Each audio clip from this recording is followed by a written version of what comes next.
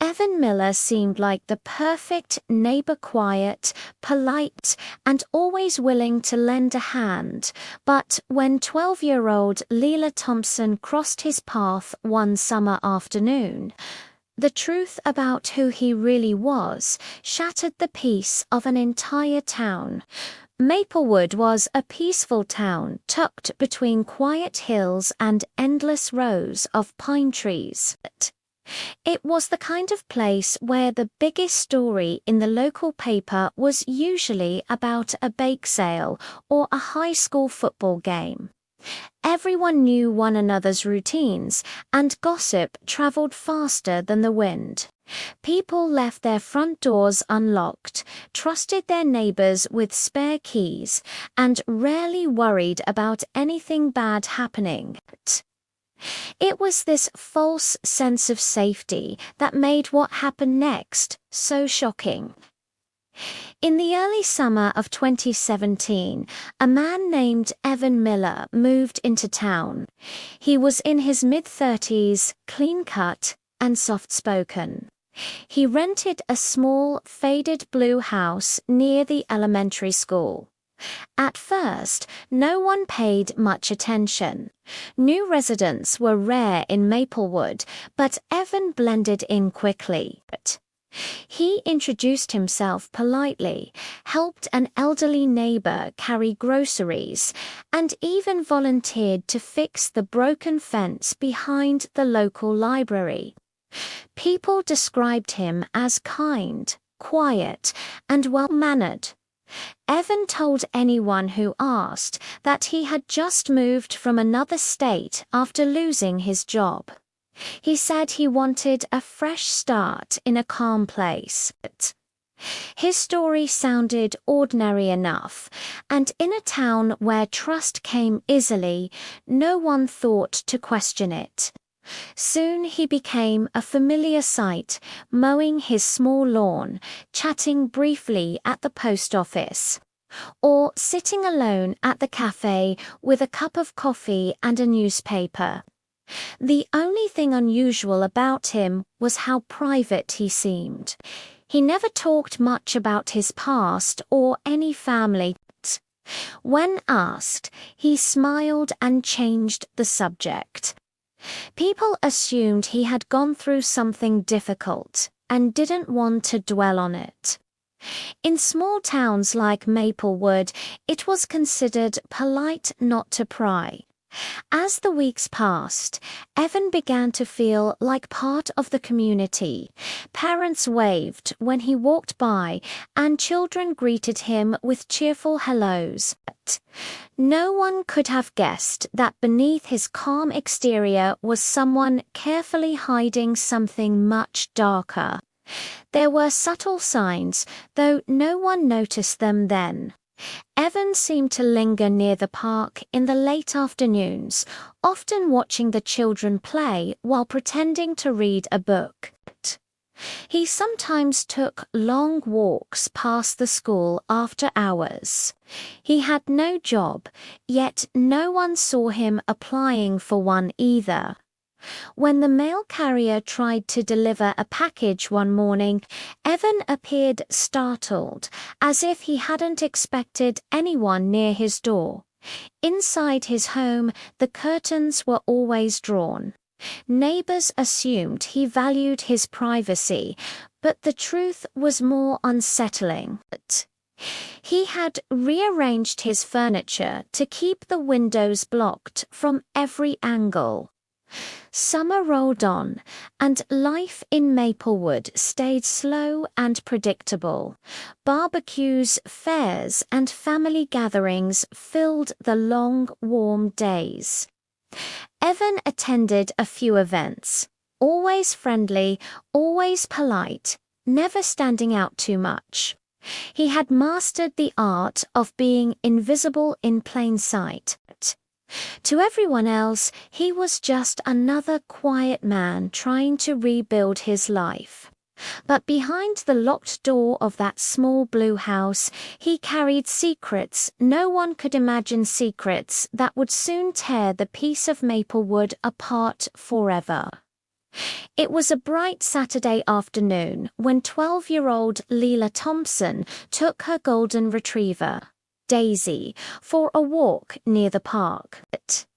The air was warm, filled with the sounds of children laughing and the hum of cicadas hiding in the trees.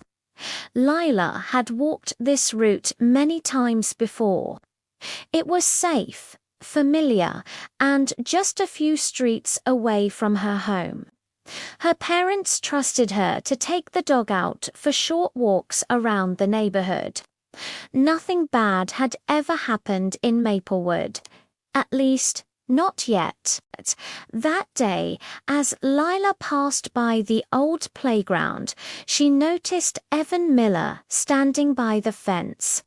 He smiled and waved in a friendly way, the same way all the adults in town did.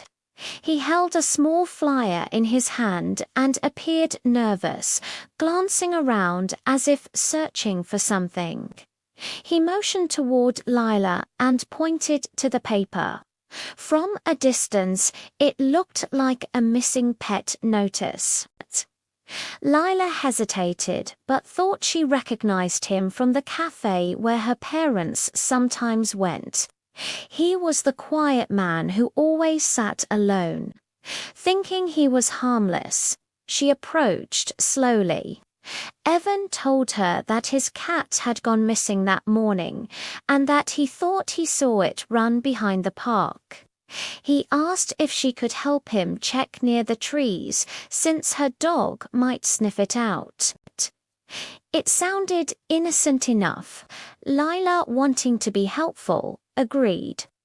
She followed him a short distance along the dirt path that led toward the woods at the edge of the park.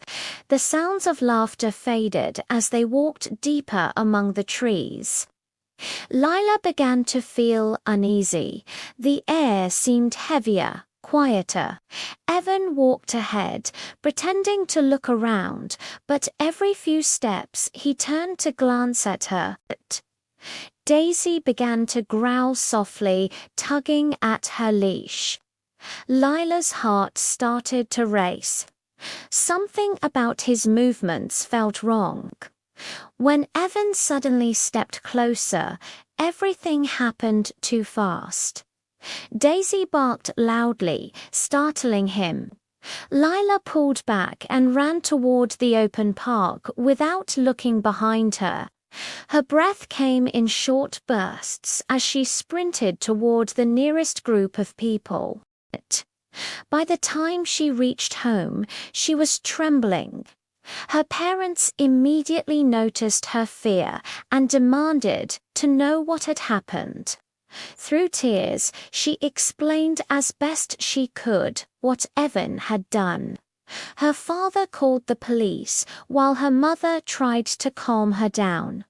Officers arrived within minutes. They searched the park and Evan's property, but the house was dark and empty. His car was gone, and neighbors said they hadn't seen him since earlier that afternoon. News spread quickly across Maplewood. People were stunned.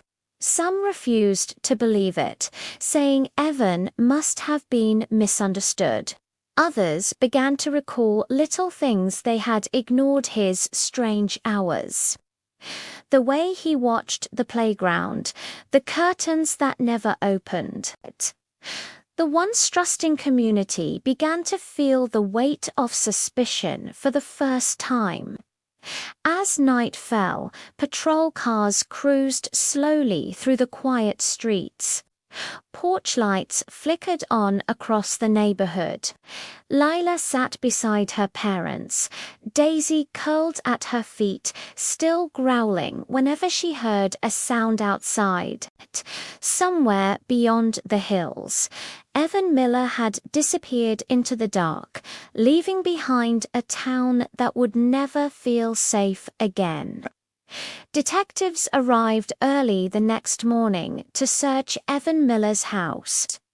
The small blue home stood silent, its curtains drawn tight, as always. From the outside, it looked untouched, as if its owner had simply vanished into thin air. Inside, the air was stale and cold. The living room was neat, the furniture perfectly arranged, dishes cleaned and stacked. Everything appeared too perfect, almost staged. It was clear that Evan had left in a hurry, but not without preparation. Officers moved carefully through each room. They noticed that there were no personal photographs, no signs of family, no sentimental objects at all. The refrigerator was nearly empty except for bottles of water and a few unopened cans of soup. In the bedroom, the bed was made with sharp precision, and a small duffel bag lay open on the floor, empty. It looked like he had packed quickly and taken what mattered most. When they began to inspect the walls and floors more closely, one detective noticed a section of drywall that sounded hollow when tapped. After a few minutes of careful work, they found a hidden compartment. Inside was an old laptop, several fake driver's licenses, and a small box filled with USB drives. The discovery changed everything. Back at the station, investigators worked through the night analyzing the files. What they found was disturbing. The laptop contained hundreds of photos taken around Maplewood children at the park, families walking their dogs, school events, even pictures of people inside their own yards. Many had been taken from a distance, but some were close enough to reveal that Evan had been watching the same families for months. The USB drives were even worse. They held online chat logs and profiles under false names. Evidence that Evan had been using multiple identities to join local community groups and social media pages. He had been studying people, learning their schedules, their routines, and their children's names. Detectives traced his internet activity back years. He had lived in at least 4 other towns under different aliases, each time leaving suddenly after strange incidents were reported but never proven. His trail was littered with false addresses and fake jobs. He had reinvented himself again and again, always just out of reach of the law. The evidence was overwhelming, but Evan was nowhere to be found. His car had not been seen at any nearby gas stations, and his phone was turned off. For 2 weeks, authorities followed every lead, checking bus stations, hotels, and rural backroads, but he had vanished. Then a break came when a credit card registered under one of his fake names was used to buy fuel at a small station 2 states away. Security footage captured a blurry image of him wearing a baseball cap and sunglasses. The discovery reignited the search. Police shared his image with national databases, alerting neighboring states to watch for him. The town of Maplewood watched anxiously as the story spread across the news. The quiet streets that once felt safe were now lined with cameras and patrol cars. Parents no longer let their children walk alone. The blue house stood empty, its windows boarded up, a constant reminder of the danger that had lived among them. Weeks passed, with no trace of Evan Miller. The investigation had grown cold, and the people of Maplewood tried to return to normal life, though the unease never truly faded. Parents still watched their children closely, and strangers were met with silent suspicion. Then, unexpectedly, the story began to resurface in a different corner of the internet. A true crime blogger named Casey Monroe had been following the case from the start. Her small YouTube channel focused on unsolved disappearances and hidden crimes, but this story struck her differently. She began digging into Evan's background, determined to uncover what the official reports couldn't. Casey spent weeks piecing together details that the public had overlooked, using old news clippings, online forums, and leaked police documents. She connected Evan's name to similar incidents in 3 other states. In each town, he had appeared quietly, built trust with neighbors, and vanished after someone reported suspicious behavior involving children. Every time, he had managed to slip away before being caught. The pattern was chilling. When she realized the same face appeared in old photographs under different names, she decided to publish her findings. Her video, titled "The Disappearing Neighbor: The Search for Evan Miller," was uploaded late one evening. In it, she laid out the entire timeline from his arrival in Maplewood to his sudden disappearance. Compared it to older cases. She blurred the faces of victims and families, but she showed his photo clearly, warning viewers that he might still be hiding somewhere nearby. She ended the video by asking for public help to track him down. By morning, the video had gone viral. Thousands of people shared it across social media platforms, tagging local authorities and news outlets. Within hours, new tips began pouring in. Some claimed to have seen him in different cities, while others offered information about the aliases he had used in the past. Among those messages was one from a grocery store employee in Ohio who said a man named Evan Miles had been working part-time at their store for a few weeks. He matched the photo from the video almost exactly. Detectives followed up immediately. Security footage from the store confirmed it was him. He had cut his hair shorter and grown a beard, but his features were unmistakable. He had been renting a small trailer on the edge of town under a fake name, keeping to himself, just as he had done in Maplewood. When news of the sighting reached social media, it spread faster than the authorities could control. Amateur sleuths began posting updates, analyzing maps, and speculating about where he might go next.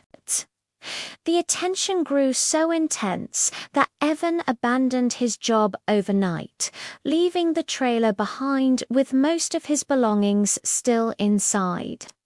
Inside the trailer, police found several hard drives, notebooks filled with coded notes, and a list of possible new identities. It was clear he had been planning to run again, but now the public knew his face. His secrets were no longer hidden. The online world had done what months of searching couldn't. He brought his carefully constructed lies crashing down in front of millions of people watching. 2 weeks after the viral video, a truck driver passing through a rural highway spotted a familiar face at a small gas station outside Columbus. The man was pumping fuel into an old van, glancing nervously at every passing car. The driver recognized him instantly from the online video and quietly called the local authorities. Within 20 minutes, unmarked police vehicles surrounded the area, waiting for confirmation before moving in. The gas station was nearly empty, the early morning fog hanging low over the asphalt. When officers approached, Evan Miller realized too late that his time had run out. He tried to flee, jumping into the van and speeding toward the nearby woods. The pursuit was brief. The dirt road ended abruptly near a creek, and the van became stuck in the mud. Officers moved in cautiously, weapons drawn, and ordered him to surrender. Evan stumbled out, his clothes covered in dirt, breathing heavily as if he knew there was no escape left. He didn't resist when the cuffs were placed on his wrists. For the first time in months, his running was over. Inside the van, investigators found another disturbing collection of items. There were hard drives, fake identification cards, and several maps marked with circles around different towns. Each location corresponded to places he had either lived or planned to move to next. In the back seat sat an old laptop and an envelope filled with cash. It was clear he had been preparing to disappear again, possibly under yet another name. The arrest made national headlines. The story that had once been whispered about in Maplewood was now being reported across the country. Reporters described him as a master manipulator who had lived quietly among unsuspecting communities for years. The people of Maplewood watched in disbelief as the man who had once smiled at them in passing was led away in handcuffs. When detectives began questioning him, Evans said little. He offered no explanation for his actions, no defense, no trace of remorse. The evidence collected over the months was overwhelming. Forensic teams confirmed that the files on his computers connected him to multiple cases involving child exploitation and unlawful contact across several states. Investigators pieced together a timeline showing years of predatory behavior hidden beneath a mask of normalcy. The trial lasted several weeks. Witnesses testified about his quiet charm, his ability to blend in, and the trust he had gained from neighbors. Lila Thompson's testimony was the most powerful. Though she spoke softly, her words carried the weight of everything he had done. Her courage reminded the courtroom that the case was not just about the crimes, but about the fear and pain left behind. Evan Miller was convicted on multiple counts and sentenced to a lengthy prison term that would ensure he never walked free again. For the first time since that summer, the people of Maplewood began to breathe easier. The empty blue house was eventually torn down, replaced by a small park dedicated to victims of hidden crimes. Though scars remained, the town learned to move forward. What began as a single moment of bravery had ended the silence of an entire community, proving that even in the darkest places, truth can still find its way to light.